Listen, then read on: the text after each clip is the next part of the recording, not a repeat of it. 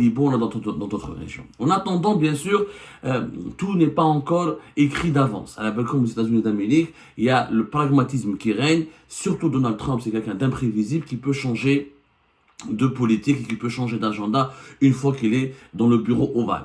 Donc on verra ce qui va se passer aux États-Unis d'Amérique. Il y aura l'annonce des résultats en novembre 2024, mais la prise de pouvoir réellement, elle devrait intervenir entre janvier et février 2025. C'est-à-dire il ne faut pas s'attendre à ce que Donald Trump prenne le pouvoir dès maintenant, à partir de décembre, à partir de novembre 2024. Il y a un processus de transition.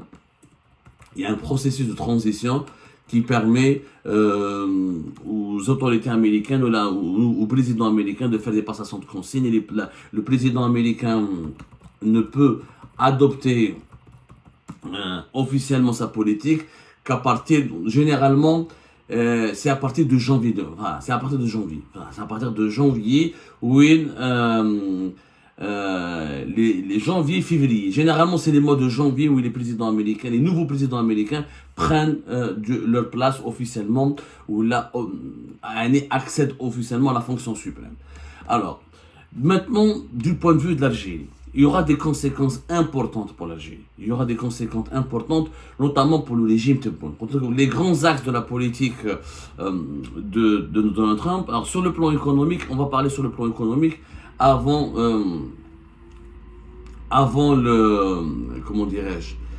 le plan géopolitique et diplomatique. Sur le plan économique, c'est que Donald Trump l'a d'ores et déjà dit, il va renforcer les investissements pour la production du gaz de schiste et du pétrole de schiste. Il va, là où il y a des blocages avec l'administration de Joe Biden pour des considérations écologiques, environnementales, etc., il va essayer de bloquer. Ils ont bloqué les démocrates, ils ont essayé de limiter l'impact de la production du gaz et du pétrole de schiste sur l'environnement. Donald Trump ne s'intéresse pas beaucoup à l'environnement. Son objectif principal est que les États-Unis d'Amérique soient totalement un pays indépendant de toutes les importations des hydrocarbures et qu'il soit le premier pays exportateur d'hydrocarbures. Il a réussi à le faire durant son mandat. Je rappelle que les États-Unis d'Amérique produisent maintenant plus de pétrole que l'Arabie Saoudite et la Russie. Et que c'est l'un des plus gros producteurs de gaz et d'exportateurs de gaz avec la Russie aussi. Donc, le fait que le pétrole de schiste et le gaz de schiste américain, la production du gaz de schiste américain va beaucoup augmenter, donc les exportations vont beaucoup augmenter, ça va participer à casser les prix du gaz. Ça veut dire qu'il faut s'attendre dans les semaines, dans les mois à venir, au cours du mandat de Donald Trump, est-ce que les prix du gaz vont beaucoup baisser. Beaucoup plus que le pétrole, puisque les États-Unis d'Amérique exportent plus facilement du gaz de schiste, en le transformant en GNL à l'état liquide à travers des navires, en l'exportant à travers le monde entier, que du pétrole, parce que le pétrole, il leur sert beaucoup plus à des besoins internes, pour les besoins de leur production, alors que du gaz, ils peuvent en avoir suffisamment pour leurs besoins nationaux et pour exporter à travers le monde. Donc, les prix du gaz vont beaucoup baisser, ce qui impactera directement, probablement, ils risquent de beaucoup baisser, ce qui impactera directement l'Algérie, parce que nous sommes, je le rappelle, essentiellement un pays gazier, on n'est plus un pays pétrolier. 66% pratiquement de notre production, c'est du gaz, et plus de 60% de nos exportations, c'est du gaz. Donc, on va avoir un impact au niveau des revenus. Le gaz de schiste américain va concurrencer encore davantage le gaz algérien sur le marché européen, notamment des pays comme l'Espagne, comme la France, des pays de l'Europe de l'Ouest vont consommer beaucoup plus de gaz de schiste américain dans leur stratégie de s'émanciper du gaz russe et de diversification de leurs fournisseurs de gaz. Donc ça, c'est une mauvaise nouvelle sur le plan économique. Mais la plus mauvaise nouvelle est sur le plan géopolitique. Pourquoi ? Parce que l'arrivée et le retour au pouvoir de Donald Trump va inévitablement, donc en tout cas c'est ce que les analystes et les spécialistes attendent à cette réalité, il va inévitablement renforcer l'axe Rabat, Tel Aviv et Abu Dhabi. Les Émirats Arabes Unis, l'Israël et le Maroc seront les plus grands bénéficiaires du retour du retour de Donald Trump au pouvoir à la Maison Blanche à Washington. Pour des raisons que vous pouvez comprendre, rappelez-vous que c'est quand même Donald Trump qui a participé un petit peu, pour ne pas dire grandement, à l'aggravation du conflit algéro-marocain. Le conflit algéro-marocain a pris une nouvelle dimension tragique depuis ce qu'on appelle les accords d'Abraham de décembre 2020. Les accords d'Abraham de décembre 2020 qui ont permis au Maroc d'obtenir la reconnaissance américaine sur le Sahara occidental, en contrepartie de ce qu'on appelle une normalisation des relations, une officialisation des relations avec l'État d'Israël, donc le Maroc et l'État d'Israël. Et le Maroc, les accords d'Abraham ont été le coup de génie de Donald Trump, qui a totalement, avant la fin de son mandat, juste à la fin de son mandat présidentiel à la Maison Blanche, il a totalement modifié les rapports de force au Moyen-Orient. Il a déstabilisé toute la région du Moyen-Orient d'Afrique du Nord en permettant à Israël d'avoir des relations officielles avec 4 pays arabes importants, les Émirats arabes unis, le Bahreïn, le Soudan et le Maroc. Notamment au Maroc, ça a permis aux Marocains d'obtenir la reconnaissance officielle de leur souveraineté sur le Sahara occidental par les États-Unis d'Amérique, pilier de l'ordre mondial, première puissance mondiale et l'un des piliers du Conseil de sécurité de l'Organisation des Nations Unies. Et depuis cette date-là, les relations se sont beaucoup détériorées avec le régime algérien, puisqu'Israël s'est implanté au Maroc. Et ensuite, fin décembre 2020, l'inauguration des liaisons aériennes entre le Maroc et Israël. Ensuite, une série de visites de hauts responsables israéliens au Maroc. Ensuite, le fameux accord de défense militaire entre le Maroc et Israël en novembre 2021, ce qui a poussé le régime algérien à se radicaliser à l'égard du Maroc, à craindre, à se méfier du Maroc et à considérer le Maroc comme une menace existentielle, puisque il va s'armer, il est devenu le petit protégé d'Israël et le déploiement potentiellement des forces armées israéliennes, des services de renseignement israéliens, et de cette alliance militaire et diplomatique avec Israël, a exposé l'Algérie, du point de vue du régime algérien, à tous les dangers existentiels. Il y a eu donc des ruptures de relations diplomatiques en août 2021, ensuite fermeture des liaisons aériennes, ensuite jusqu'à 2024, où l'Algérie, le régime Tebboune a instauré un système de visa, l'obligation de se munir d'un visa pour que les Marocains puissent se rendre en Algérie. Donc, depuis les accords d'Abraham de décembre 2020, les relations entre l'Algérie et le Maroc n'ont pas cessé de se détériorer parce que le régime algérien s'est senti menacé, s'est senti rabaissé, s'est senti blessé par cet adoubement, par tous les avantages et tous les privilèges et tous les soutiens qui ont été accordés par les États-Unis d'Amérique et Israël aux voisins marocains. Maintenant, qui dit à Joe Biden, le fameux accord, parce qu'il y a eu les accords d'Abraham, donc entre les Émirats arabes unis, les États-Unis, l'Israël et le Maroc, mais il y a eu entre les États-Unis et le Maroc et Israël d'autres accords, qu'on appelle ça les accords tripartites, ou la déclaration tripartite. La déclaration tripartite, qui a été faite en décembre 2020, elle a été partiellement gelée par l'administration Biden. Il était initialement prévu que si Donald Trump était resté au pouvoir et s'il n'avait pas perdu son élection en 2021 face à Joe Biden, il était essentiellement prévu que, en 2020-2021, s'il était resté au pouvoir, s'il n'avait pas perdu sa dernière élection, sa dernière compétition face à Joe Biden, il était prévu que les États-Unis d'Amérique ouvrent un consulat américain à Dakhla. Et les États-Unis d'Amérique ne se sont pas contentés de reconnaître la marocanité du Sahara occidental, ils s'étaient même engagés à ouvrir un consulat américain à Dakhla, à apporter une aide importante pour le développement économique du Sahara occidental. On parlait dans cet accord d'un financement d'entre 3 et 4 milliards de dollars et à soutenir les projets marocains avec des partenaires publics et privés marocains, les projets marocains en Afrique de l'Ouest notamment, dans les autres pays africains. Et Israël, donc, en contrepartie, Israël et le Maroc devaient avoir des vols directs, des relations diplomatiques assumées et des projets de coopération. Donc, c'était ça le package. Il y avait donc, il n'y a pas que les accords d'Abraham derrière. Maintenant, le consulat américain, avec les démocrates au pouvoir, il n'y a pas eu de consulat américain à Dakhla. On n'a pas vu de cette aide de 3 à 4 milliards de dollars donnée par les États-Unis d'Amérique pour développer des projets économiques importants au Sahara occidental, pour faire du Sahara occidental une région très développée. Et on n'a pas vu, il y a eu toujours, le soutien américain est toujours resté intact. Les démocrates n'ont pas remis en cause leur soutien à la marocanité du Sahara occidental. Mais ils n'ont pas appliqué, les démocrates, tous les engagements qui ont été pris par Donald Trump dans le cadre de la déclaration tripartite. Maintenant, il est attendu que Donald Trump relance cette politique en Afrique du Nord. Et qu'il est possible que Donald Trump il peut changer d'avis.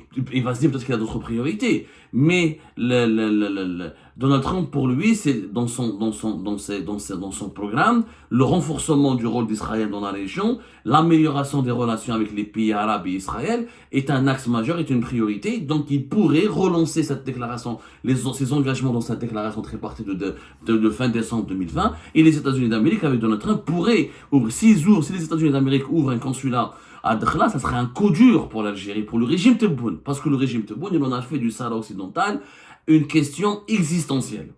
Le problème du régime Tebboune, pourquoi on parle d'humiliation, de recul, de coups difficiles, de défaites? Parce que, contrairement au régime Bouteflika ou au précédent régime algérien, le régime Tebboune, il a fait du Sahara occidental une question existentielle. Le régime Tebboune, il a mis sur le même pied d'égalité la question du Sahara occidental avec la question palestinienne. Sur le même pied d'égalité. Du coup, dans toutes les relations internationales, l'Algérie, toutes les réunions des organismes internationaux, dans ses relations avec les autres États à travers le monde, elle parle toujours, le régime Tebboune met toujours en malheur, en lumière, sa position dans le dossier du Sahara occidental, et il fait du dossier du Sahara occidental une priorité, parce que je ne sais pas pourquoi le régime Tebboune estime en tout cas que c'est une cause nationale. Donc à partir du moment où Tebboune a fait du Sahara occidental une cause nationale, alors qu'auparavant elle était un pilier de la diplomatie, elle était un axe majeur de la diplomatie algérienne, mais elle n'était pas une cause nationale. C'est-à-dire qu'elle n'était pas la priorité numéro 1 de l'Algérie dans ses relations avec les États, les puissances mondiales, dans les autres États de la région, dans les autres États de la planète. Tebboune, dans toutes ses relations avec les États de la planète, au lieu on parle des intérêts, il évoque les intérêts de l'Algérie, il met dans le même programme, dans le même agenda des intérêts de l'Algérie, la question du Sahara occidental. Donc l'ouverture, si Donald Trump ouvre un consulat américain à Dakhla, ça va être une gifle totale pour le régime Tebboune et ça va aggraver l'isolement du régime Tebboune. Pourquoi il y a un risque d'isolement important pour le régime Tebboune?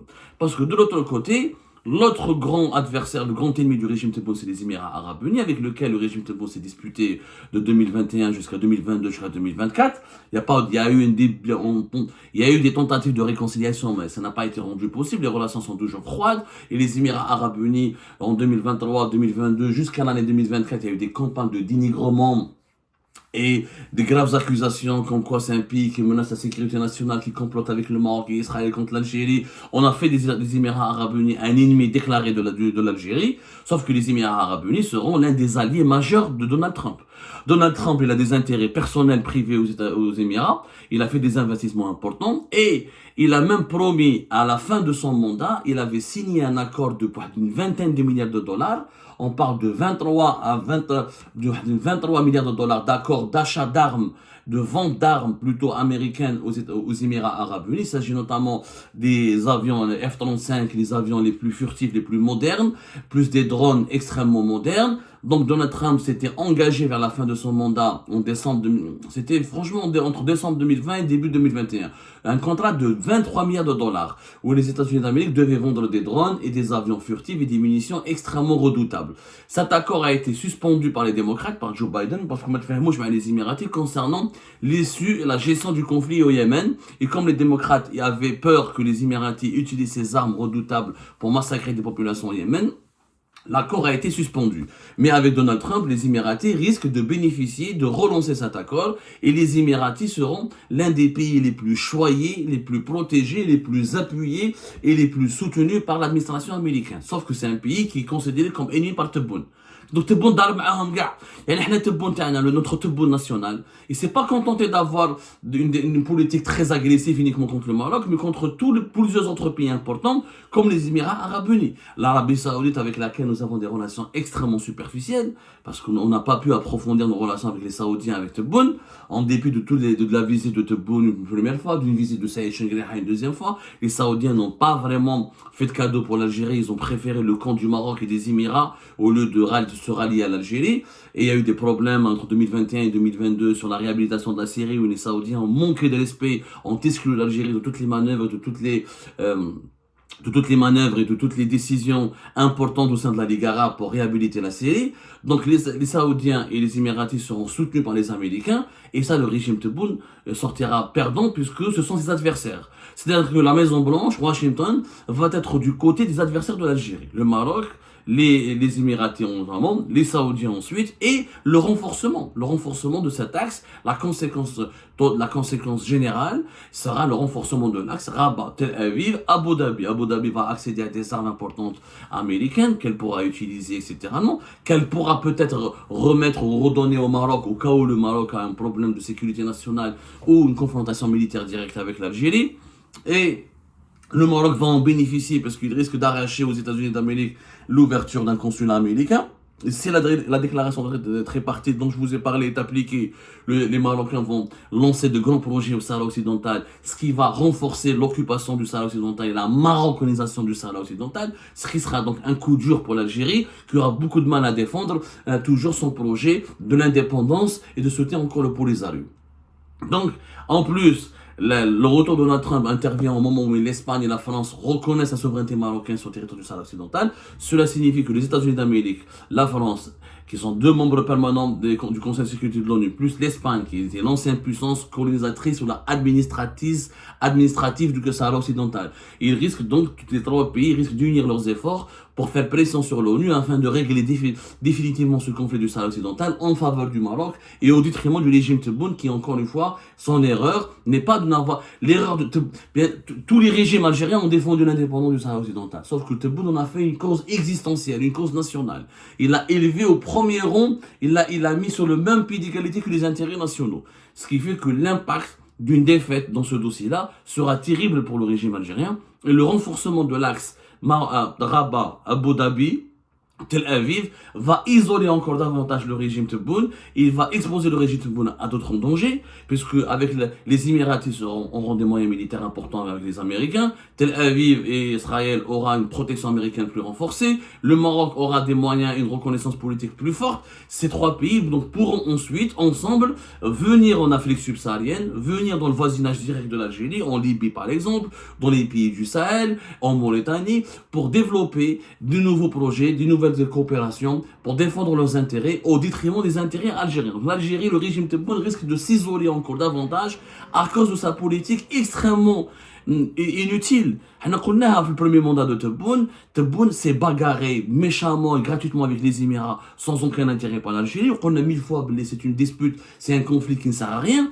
Cette politique anti-marocaine très violente, très brutale. Alors on aurait pu appliquer notre politique, tout en l'Algérie aurait pu garder ses intérêts, garder ses positions historiques, tout en maintenant une politique plus intelligente, un petit peu plus diplomatique. Là, on a fait du Maroc notre ennemi absolu, on a fait des Émirats arabes unis notre ennemi absolu, on a fait de leur alliance avec Israël notre menace absolue. Et bien avec Donald Trump, cette menace va s'aggraver encore davantage parce que Donald Trump, l'administration Trump va soutenir ces trois pays, s'attaque Rabat, Tel Aviv et Abu Dhabi. L'isolement, le premier risque, c'est l'isolement, c'est les défaites et les reculs et certaines défaites diplomatiques sur le dossier du Sahara occidental. C'est aussi un recul économique avec le gaz de schiste américain qui pourrait inonder le marché européen. Et c'est aussi une concurrence, un recul de nos intérêts économiques en Mauritanie, dans les pays du Sahel, à cause éventuellement d'une avancée majeure des investissements ou des financements importants des Émirats et des projets marocains dans la région. Donc, c'est ça les conséquences préliminaires auxquelles on peut s'attendre du retour en force de Donald Trump à la Maison Blanche en ce qui concerne la situation de l'Algérie et la situation malheureuse du régime Tebboune.